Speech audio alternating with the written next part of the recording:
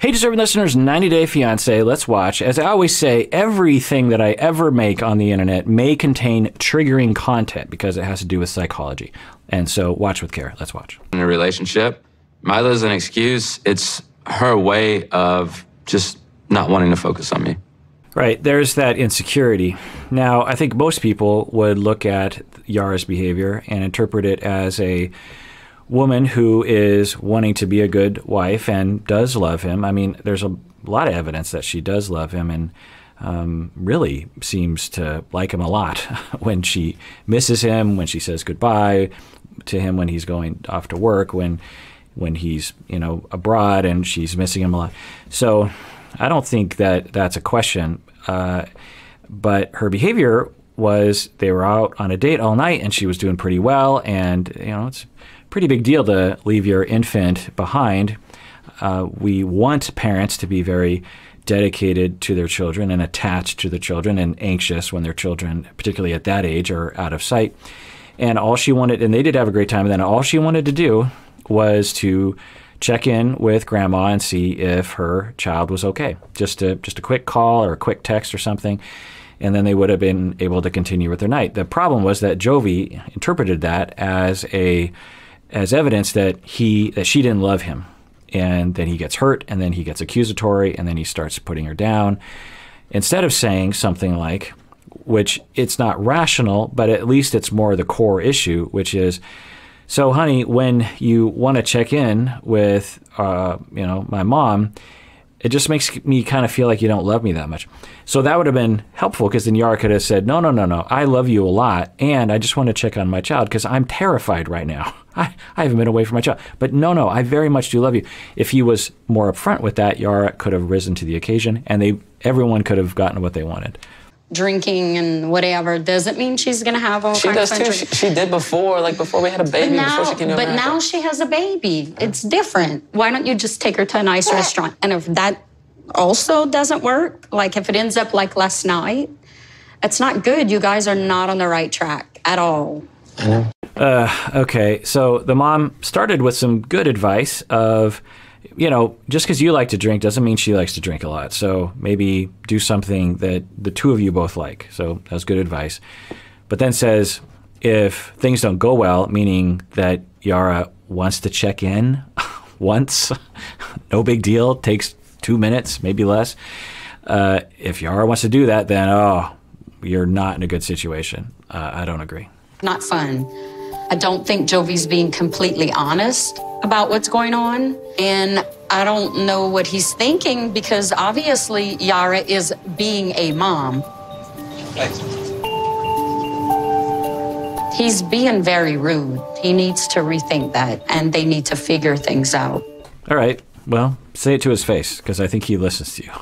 Now, some people speculate, who knows, we can't know, but if Jovi were neglected growing up, he develops some level of attachment insecurity and worries that he's going to be abandoned, hurt when he sees little signs of being abandoned, and then goes on to get married, and then transfers those anxieties and assumptions and sensitivities onto Yara.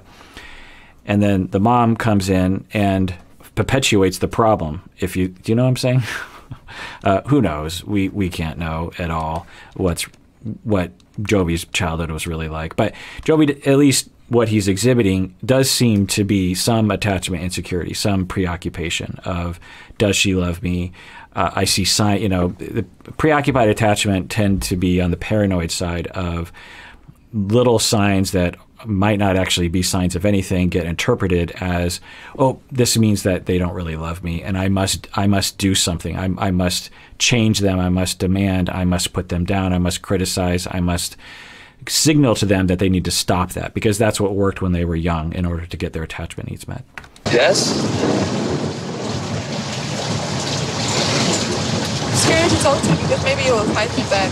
I'm not gonna fight with you. You fought with me yesterday. I was so happy yesterday. There was so much enjoy, and the more is destroying, the more you. Okay, maybe I'm wrong for yesterday. I'm sorry. Maybe you are wrong. All right, so his apology is a non-apology, or at least it's slightly sincere, if not completely insincere. All right, I'm sorry, instead of saying, yeah, I'm sorry, I was a little insecure. I should have let you called. I don't know, I was drunk. And I've, one thing that might be happening, which would make a lot of sense, is that he has missed her a lot. He missed a lot of the, life of the infant child thus far, has to leave periodically and might be kind of down about that process, that he has to miss out on his child, he has to miss out on his wife. And maybe there's a lot more there that he is having trouble acknowledging in himself. And that might be also fueling a lot of this pain that he is expressing through criticism of his wife. I know. You don't know, Joey. You just complain. I'm sorry. Okay, maybe I shouldn't have said that, but things changed when you got to America. You acted differently. I think this is real me. I was always serious, and I was. So what? I got just some fun fake version for 2 years before you came to America. No, I always was a grandma inside. Okay. All right. Yeah. Now, I think Jovi's complaint here might be legitimate. That before we ever met them, that they partied a lot, because Jovi's a big partier, and I suspect that she went along with it, because I have a hard time imagining her grandma self manifesting and him being attracted to that, or even them gelling together at all in the past. So I suspect that the few times that they were able to see each other, that she would at least go along with it for the most part, and he really liked that about her. He might have even dated other women where they didn't do that, and he's like, oh, I really want someone that likes this kind of fun party lifestyle. So I think Jovi's disappointment or grief in this situation might be legitimate. Now, a lot of people might look at that and say, like, grow up, or what's wrong with you? I don't know. People are allowed to live the life that they want.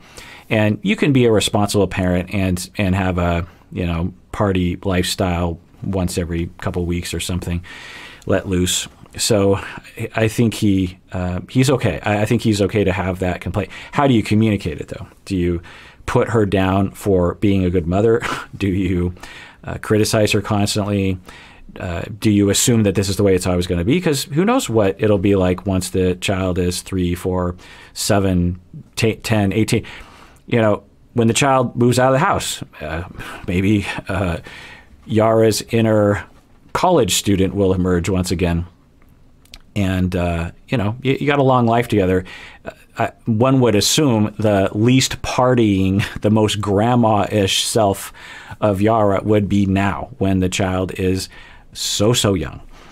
But I'll give him that. But how do you communicate about it? And now they're communicating about it. And now maybe for Jovi, he has to grieve that. He has to say, okay, well, I fought for it, and it's not going to happen. And so now I just have to be sad about it. Starting tonight, I'm going to try to be as good to you as I can, and I hope you can appreciate it. Okay. But you need to focus on me, too. Do things to make me happy. I will try to focus on our relationship and try to make everything much better. That's what I want. But we have to work together. We can't just always be fighting with each other. We work together and we can fix it. All right. Again, there's something wrong with a spouse saying, I would like some more attention, which he is saying in a vulnerable way, a little forceful. He could have communicated it in a less accusatory, less forceful way, but it was definitely, on the scale of things, much more functional than other communication that we've seen on the show. So, and she seemed to have received it well. If I were there, I would have operationalized it a little bit. I'd say, like, okay, and this is a solution-focused thing for Jovi, when recently have you received attention from her in a way that fulfills you?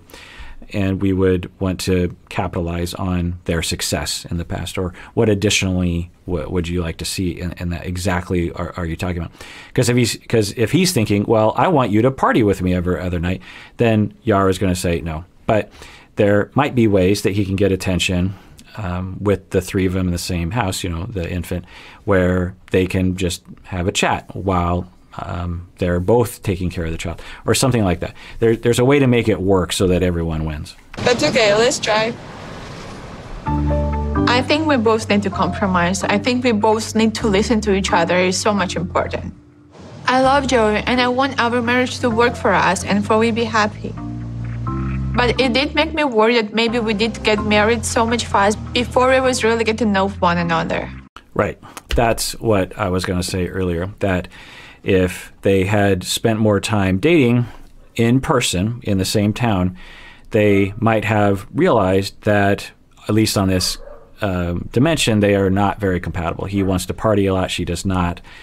And that would have helped them. Now, on the scale of things, in terms of incompatibilities, and because you're trying to have a lot more compatibilities than incompatibilities. So you're always going to have some incompatibilities in a relationship. It's just not, I don't think, statistically possible to check all the boxes.